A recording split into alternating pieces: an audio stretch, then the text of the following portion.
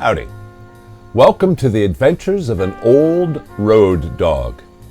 Episode 5. How I used AI to prep for a 10-month national tour. Some people may assume that prepping for a national tour is all about the audition, the callback, the contract. Well, nobody talks about the logistics. And honestly, that's where I leaned on AI the most.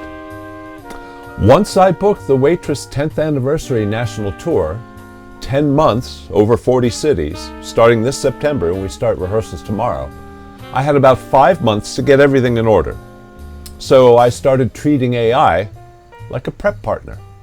First, the rider letter. Before you sign anything, you need to negotiate accommodations, travel logistics, personal and sick days. And I used AI to help draft that letter, getting the language just right, making sure I wasn't leaving anything on the table after 35 years of knowing what actually matters on the road. Then, my body. 8 shows a week for 10 months is a different animal at this stage of my career than it was when I was in my 20s. So I worked out a resistance band fitness plan. Something that travels, something that works in a hotel or backstage or on the bus. No gym required.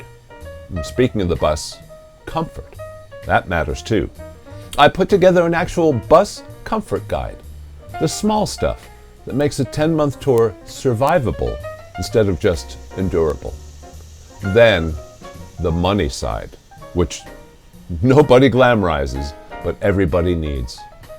Credit card strategy for the road. Hotel loyalty points when the company's paying for stays, yet we can still get benefits. Figuring out how to actually benefit from 10 months of constant travel instead of just surviving it. And then the practical stuff. I drafted a vehicle rental agreement with my daughter Miranda for my car that I won't need on the road. I built out a whole packing list. Kitchen basics, first aid, the stuff you don't think about until you're 3 months into a tour without it. Well, here's what actually gets me though. My first national tour was Damn Yankees in 1990. We were paid in cash every week. First stop off the bus wasn't the hotel, it was the post office to buy money orders and mail payments to banks and bills back home. Communication on the road meant payphones, phone cards, and a little black address book you prayed you didn't lose. That was the technology of touring in 1990.